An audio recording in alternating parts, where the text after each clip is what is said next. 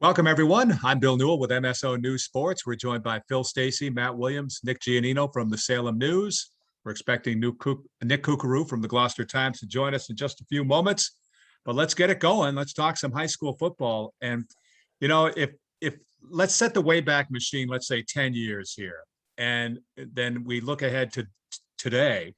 Who would have thought that the top teams in Northeastern Conference football would be Marblehead, Swampscott, Masconomet? Now, Marblehead, maybe, with Coach Jim Rudloff there. But on the other hand, considering that these are the top teams in the NEC, Marblehead, Swampscott, Masco, I mean, who would have called that, at that point? Swampscott, maybe, I would say. Yeah, Swampscott's been pretty good since the 50s. They haven't really had very many lulls. Yeah, they're like in the the north, Pittsburgh though. Steelers of North Shore football. Now, I hear they you. won a Super Bowl in what, 07, Willie, under Steve Dombrowski, I want to say. That's 07, yeah. And they've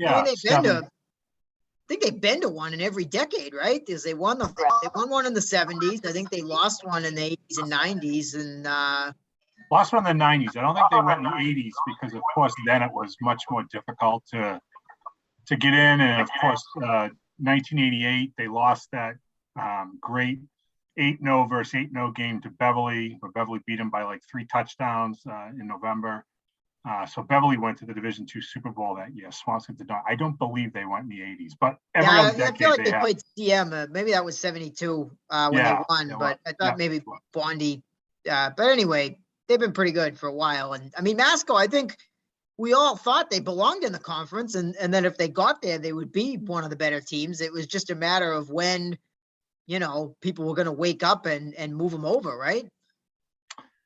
I have to say, and I know you and I have seen a lot of these games so far, and either the Knicks can chime in based on what they've seen, but I think what's now called the Dunn Division in the Northeastern Conference, the Old North, this is as competitive as it's been in years in terms of the, Marblehead is still at the top of that league, with Swampscott also undefeated, but I don't feel there's as much of a chasm between the teams. I think all the games are pretty equal. I mean, I look at Danvers and Beverly, both with 3-3 records, and I think those are decent teams. Those are better than 500 teams.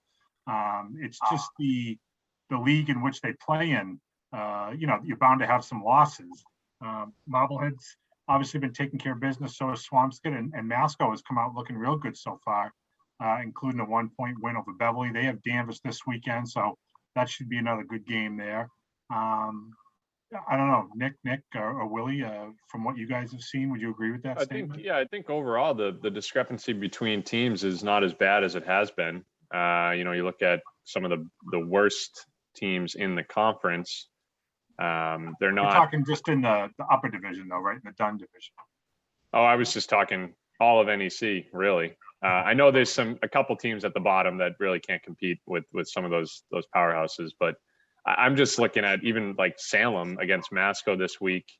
I know it was a 40-0 game, but you look at some of the talent on the field and it wasn't like a crazy discrepancy. Salem just shot themselves in the foot early in that game, and Masco kind of ran away with it. But I don't know. I just feel like in the past there's been a couple teams at the top that are super good, and then it drops off quickly.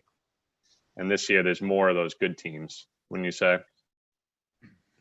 Yeah, I think there's 6 very good teams. I think Peabody's still pretty good too. They've just ran into some tough competition. I think you got all 5 NEC North teams in Peabody can all pretty much, maybe Marblehead's a little better, but those other 5 teams can all beat each other on any given day. Right. Just who plays better on that day. And I don't know if there's like a 2012 Beverly in the pack this year. I mean, we'll see if Marblehead can do it. But yeah, there is a lot. It's a little deeper than it usually is. Right. And I would be surprised if Peabody were, quite frankly, touched in the NEC South. I mean, I think they're going to run the table there, and they're going to win that. So I would agree with Kooks that they would belong up with those Dunn Division teams in terms of how well they play or how well they're capable of playing. But I do think that any one of those teams in that upper division are capable of playing with any other, with the caveat that maybe Marblehead is a notch above everybody else. Agreed. Yeah, that's sort of where I am. I kind of disagree a little bit that there's a pack of 6. I think there's a pack of 5. You know, your Swampscott, Masco, Beverly, Danvers, Peabody, you know, you could have any of them play each other and flip a coin for who's going to win. I think Marblehead's going to win 95% of those games. I mean, I do think Marblehead is, I think there's a little bit of a chasm there. I mean, it's not the Grand Canyon, but it might be the Mississippi River. I do think Marblehead is really separated itself. I mean, you know, they pretty much can do whatever they want on offense against any of these teams. I know their defense hasn't been as strong as it has been in the past, but offensively, I mean, I just don't think that on any given day that there's any of these 5 teams that could handle everything that Marblehead can do. Yeah, I think I'm glad you brought that up about the defense, because, you know, I saw them for the first time Saturday. I went and I saw them during the preseason, but I saw them for the first time in regular season action Saturday. And I have to say, it doesn't appear to be the defense of years past. I think the team is fantastic, but there was some holes in that defense that I wasn't used to seeing. I can't remember the last time I saw a Marblehead team get beat on the same play twice in one game. Beverly scored 2 touchdown passes on just a simple wheel route, swinging Andre Sullivan out, you know, going right to left, coming out of the backfield, wide open, blown coverage. You don't see that on a Marblehead team.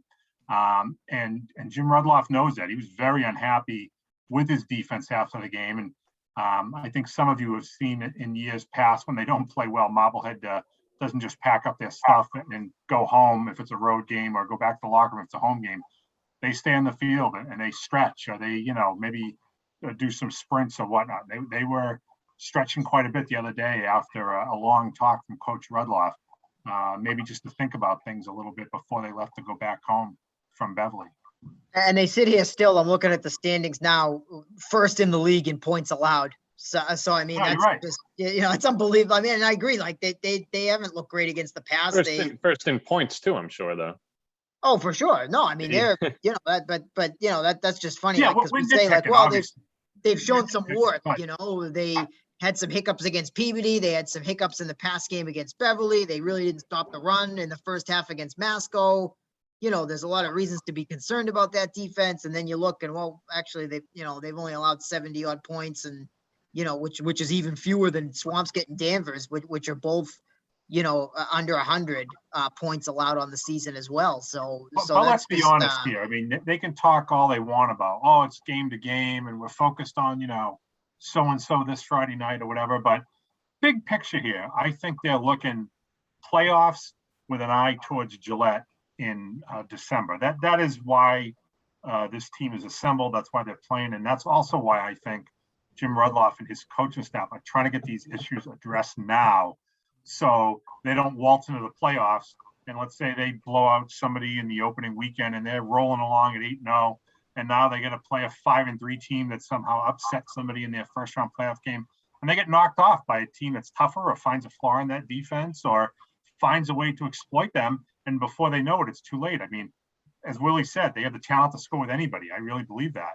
But there are some issues, however minor they may be, that need cleaning up if they do want to attain that ultimate goal. They're not, believe me, the Northeastern Conference, yeah, of course they want to win it, but I don't think that is of utmost importance to them. I think they feel like we do what we should do, that's going to take care of itself. What we need to do is clean up all these little fires that are happening during games, a play here, a play there, a breakdown here, somebody not doing their 111th here.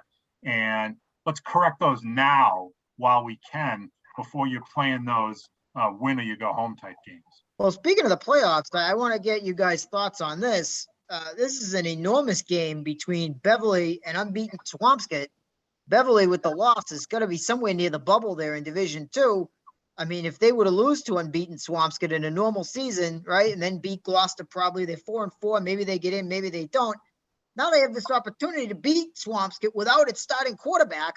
That call in that game, that flag, could be the difference between Beverly making and not making the playoffs. That's enormous right there, I think.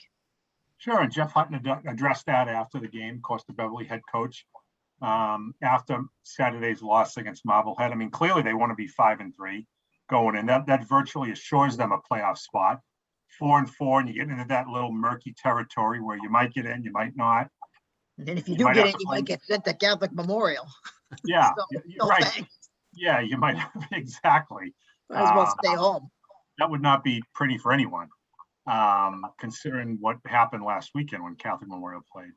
So yeah, you're right, Willie. That game has enormous implications.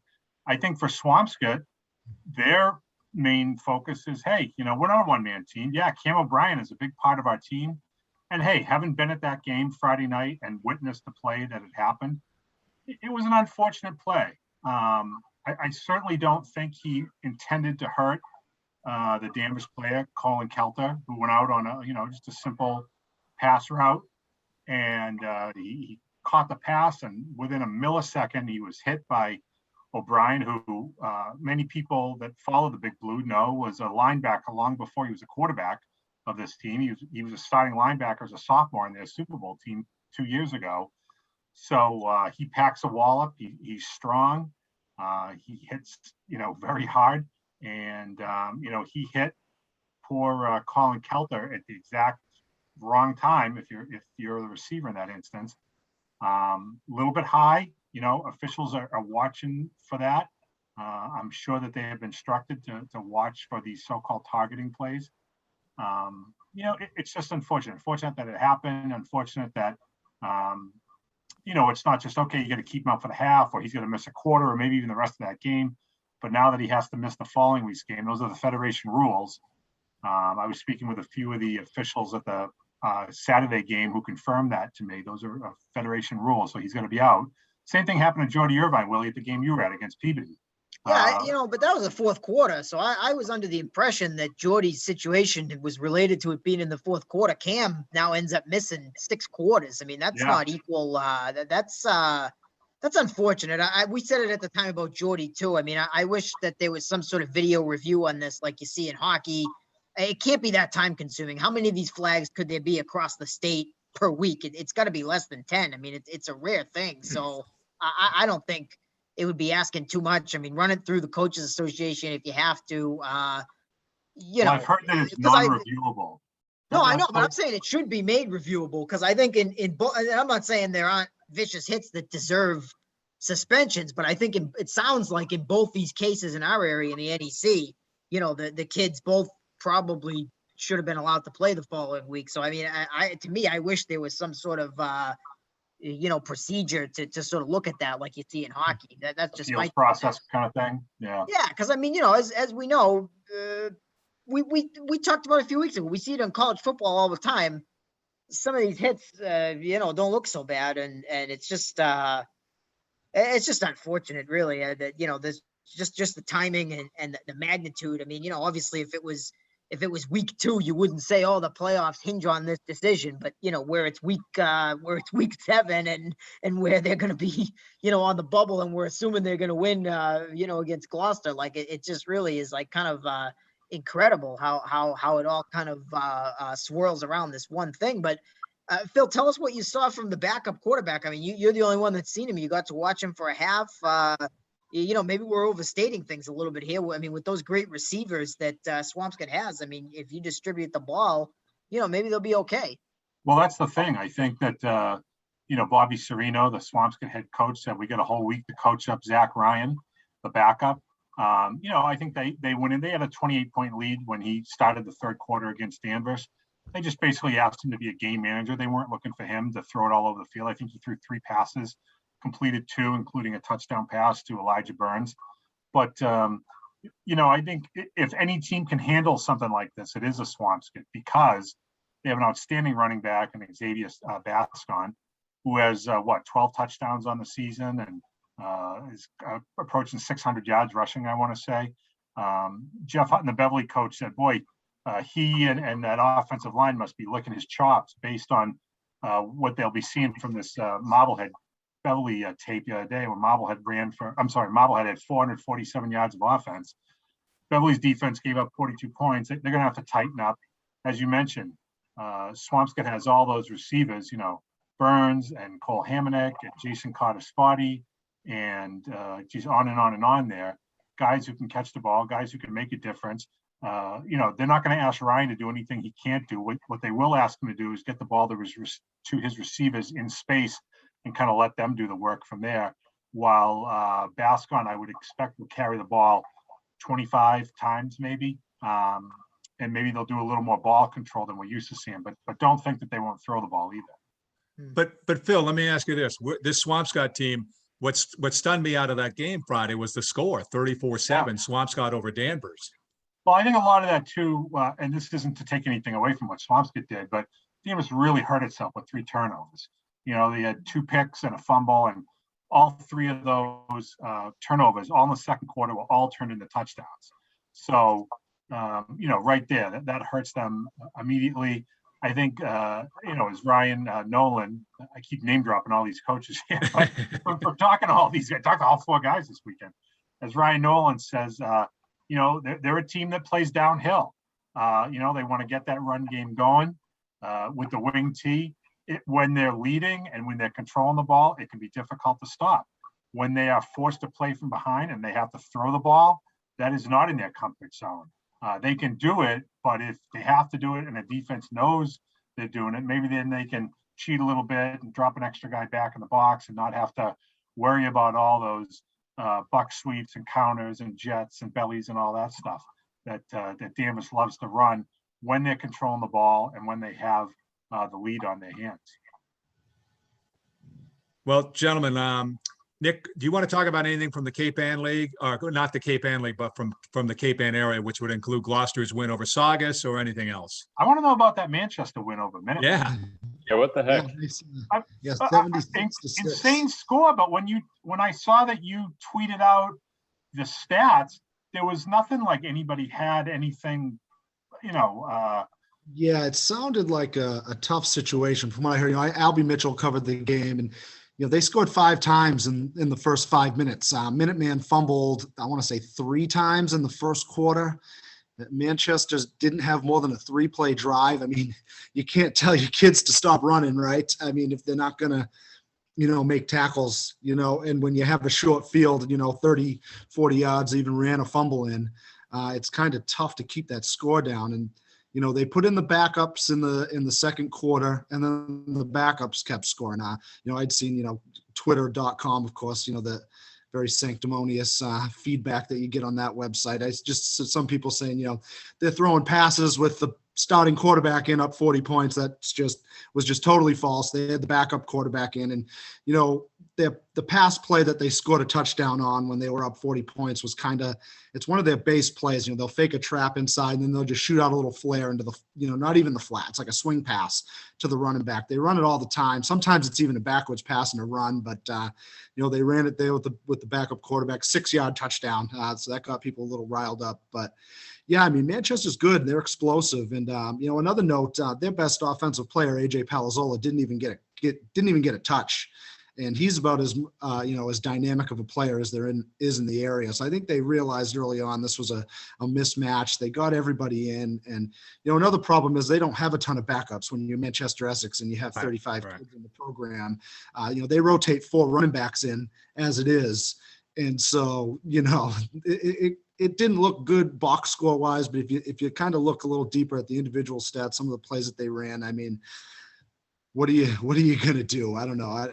Is taking a knee more respectful and just not refusing to play? Is that really the more respectful way to go about it? I don't know. Hey, and the second half was 14-6 or something, right?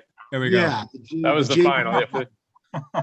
But second half, they only put up 14 at the half, and they ran back a kickoff. The JVs ran back a kickoff, and then the JVs scored a touchdown as well. It was basically all freshmen were still winning the battle against Minuteman starters. So, I mean, I've heard it. I hear this a ton, covering Gloucester for 15 years. I've heard both sides of it now.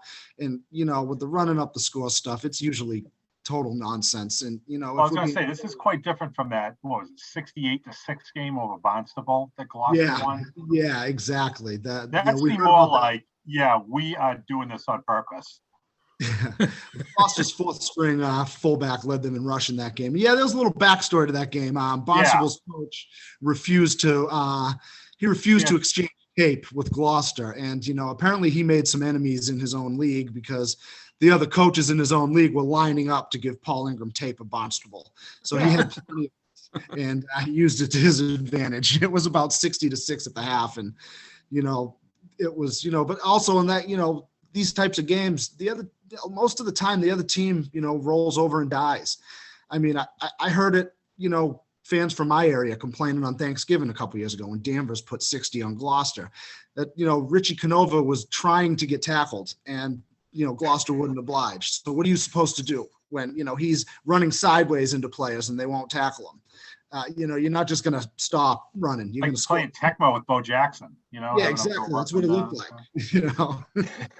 Football, I mean, if you're not throwing the ball, you're really not doing anything wrong. I mean, it's not like, I mean, it's funny, like, people don't seem to complain as much about 40, 50, 60 points in basketball. But I mean, if you're up by that much and you're still, I've seen way more people still do their full court press nonsense in those situations than football teams. And unfortunately, football tends to get the attention because it's just so much more popular sport, right? But I mean, it really does sound like, there's not a heck of a lot Manchester could have done. And I mean, they're playing, you could say, well, maybe they should be playing up. But I mean, Manchester was on the receiving end of some beatdowns like that just 6 months ago in the fall too. So, I mean, they're sort of in no man's land, it seems like right now, where they're not quite ready to compete with the Hamilton Wenhams and the Ipswiches of the world, but maybe they're a little bit better than some of these Minutemans and Martha's Vineyard and teams like this. So it'll be interesting to see how they do in the playoffs. That's for sure.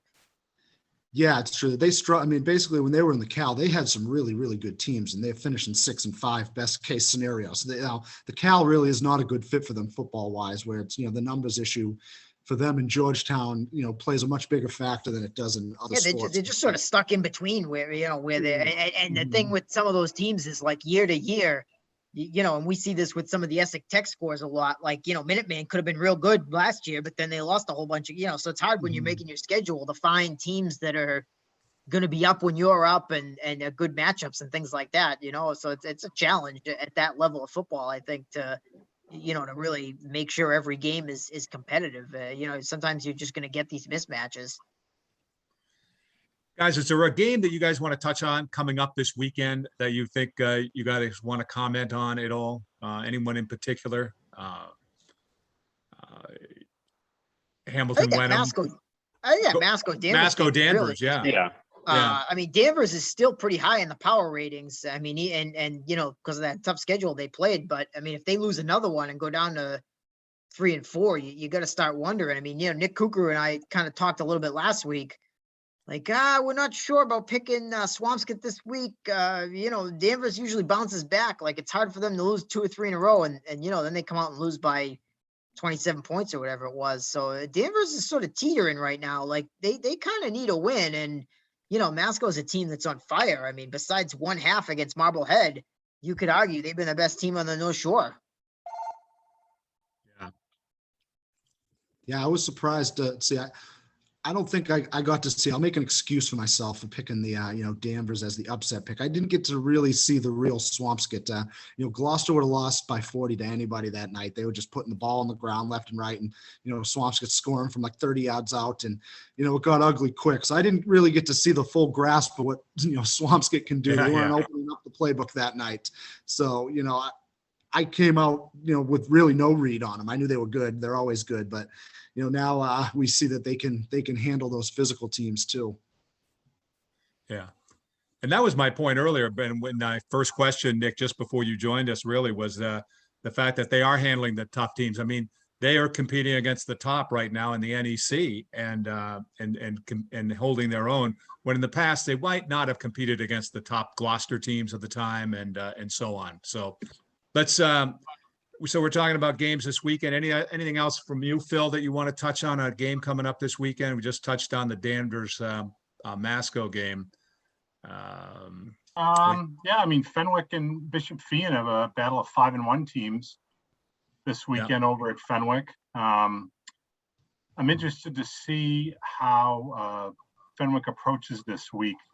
It looked like Stephen Woods had to come out of the game last week for Fenwick, the coach's son and the quarterback. But it appears like he'll be okay. Bryce Lehman came in and kind of guided Fenwick in the second half there. I think he threw a couple touchdown passes for them, but they'll obviously want to have their starting quarterback and captain back for that game. The Shamrocks come in, as I said, 5-1. They're a bigger school than Fenwick. Supposedly have a big line and a real good running back. So that promises to be a pretty good game Friday night over there. You still have St. Mary's, which is undefeated, leading that Catholic Central League. So this will be a big one for Fenwick if they want to stay in the race. As far They beat as St. Mary's beat Fian, right? They beat both teams. Both, yeah, and Fenwick, yeah. So, the winner of this game still has a shot to be co-champion, I guess, in the league. But, and if you're Fenwick, hey, you want to go in and have the best record possible going into the playoffs. I believe they're still the top team in Division 5 as of right now, despite the one loss. So, should be a great showdown over in Peabody on Friday night. Hey, I'm kind of watching the clock here, but let's just jump to boys soccer for a minute. Nick Giannino, you want to shoot us some boys soccer info? Yeah, well, Masco's still undefeated. I think we talked about them briefly last week, so I'll keep that short, but they are still rolling. They had some tough tests and they passed them, so we'll see if they can run the table. They got a big matchup with St. John's Prep coming up here, and let's see. I saw Beverly had a great win last week. Nick Braganca was kind of battling the flu. He was in and out of the game. I don't know if he was quite throwing up on the sidelines, but he was kind of leaning over the fence. Did not look too hot, and came in, and within 5 minutes of coming in, or maybe even less, he fired a laser of a goal to get the draw. I'm sorry, I think I said win, but they got a big draw against Acton Boxborough, who's a great team. So Beverly's only 2 losses came to Masco, so they're sitting at 9-2, I believe, and the 1 tie to Acton Boxborough. So Beverly's kind of clicking at the right time, and if Braganca can stay healthy, he's still one of the better players in the conference, if not the best. So they're starting to play really well. Danvers, has had their ups and downs, but they're battling with every team out there in the NEC. Even their losses have been tight. I wrote about Essex Tech just last week. They're still undefeated. They got a couple ties now. They battled back in a conference game last week, I believe, against Greater Lawrence. They were down 3-1 with 5 minutes left, and they scored twice to tie it up in the final 5 minutes. So they kept that unbeaten record intact. So it should be a fun finish here for the North Shore soccer scene. And then just quickly on the golf scene, Beverly High finished undefeated. Nick, they got your fishermen over there at Bass Rocks in a tight one. That was closer than I thought. I think it came down to the final 2 pairings. There was a 6-point win in the points in the match play system, I should say, against Gloucester. So congratulations to Beverly. They got a really solid team, and we'll see how they can do in the Division 2 sectional tournament on Tuesday. Anyone else want to chime in on a non-football topic? Oh yeah, I don't know what else Nick Giannino was getting to before I froze on you guys, but Gloucester Golf won Division 3 North. Big deal there. That first ever sectional title in program history, and Rockport came in 3rd. So they'll both be at the Division 3 state finals next week. Jack Costanzo was the medalist for Gloucester. He got a medal. I don't have all the details yet, but I think, does that mean you finish in the top 6, top 8? I know it's 8 for track. I believe it's you get a top medal. 8, yeah. Yeah, so he was up there high. It was Jack Cahill, Will's twin brother, led Rockport with an 86 at Renaissance over in It was a tough course. That was a tough job for the Division 3 golfers there. Did you get any updates on Hamilton, Wenham, or Swampscott? I haven't heard yet. I know we're filming this on Monday for those listening at home, but any updates on Hamilton or Swampscott, our teams? I did not. Yeah, I haven't seen any results. I just got actually 2 parents called me right before we came on here to tell me about Boston. So I just heard the news before I walked in here. Yeah, I was just telling them how Beverly got the better of them at Bass Rocks, but that was a tight match. So Gloucester's the real deal. Yeah, real good match. Gloucester seemed to keep most of their matches close. I know Costanzo versus Aiden LeBlanc at the top of the lineup was the feature match. I know LeBlanc got up big early, and Costanzo kind of hung around a bit. I think he lost 6-3, 5-4, something like that. Yeah, exactly. Real good match. Nice. Phil, Matt, anything else from you guys? Got round 2 of Danvers Masconomet field hockey this Wednesday on the grass up at Masconomet. I'll be there. Should be another good match. You got Masconomet still undefeated. Danvers with only 2 losses, 1 in the league. Of course, that was to Masco 2-0 a couple of weeks ago. So looking forward to that. Both of those teams should or are sailing towards the postseason, and this will be a nice playoff type tune-up for both teams. Mhm. Matt, anything from you? A lot of win streaks going on in the girls soccer realm. Bishop Fenwick undefeated in 11 in a row here. They're still undefeated 6-0-5. We've got Hamilton Wenham is 9-1-1. They've got an 8-gamer going. Marblehead has actually won 4 in a row. They got double-digit wins at 10.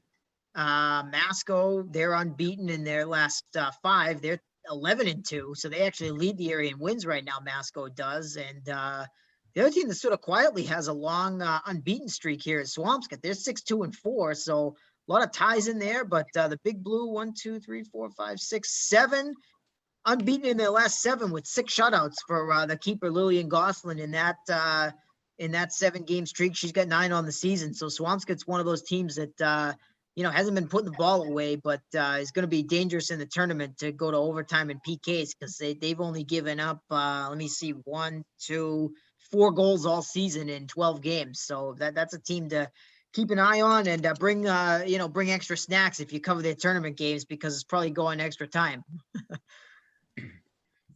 I'm going to say we've got about 2 minutes left tops, but I wanted to just ask you guys about the Patriots. What do you guys think here? I mean, until last weekend, they made mediocre teams look pretty good. Against a pretty good team, they hung in there. They are who we thought they were. Yeah, I guess so. Yeah.